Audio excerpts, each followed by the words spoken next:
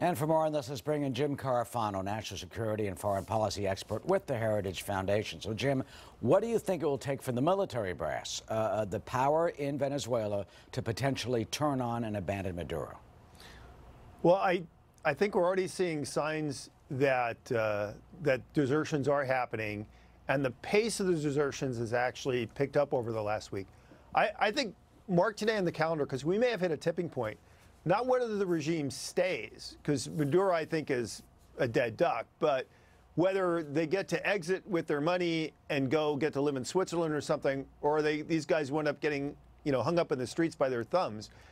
Because as the violence escalates, the likelihood that they're going to be able to make a graceful exit, I think, declines pretty quickly. Now, who would give them refuge? You think Russia, Iran, because of the support of that socialist dictatorship, basically, regime, will do that? I mean, what do you think actually is going to happen?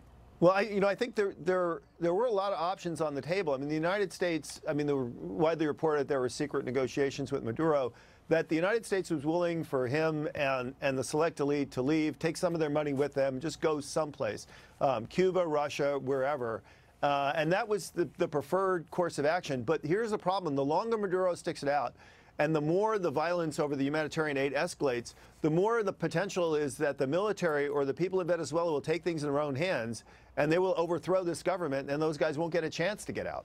And what would happen if, as you just mentioned, the military, the possibilities of a possible military coup? I think that escalates every single day. And what would it mean if indeed that would happen, and Guaido would not then be seated as president?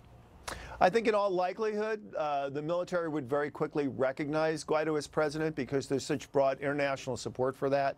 The other option is they try to run the country by themselves, and they'd have to do that without international support, but also without being propped up by the Cubans and the Russians. Nobody wants to try to do that. Yeah, what should the Trump administration do? I mean, the president has spoken out about this. They have taken action. Vice President Pence going to Colombia on Monday, so he's going to be, right there in the region. And we've seen top-level officials from LA to Abrams and others right there at the border. Yeah. So what? This is really the undiscussed thing. What the administration has done here has defied every single caricature of this administration that you could possibly say.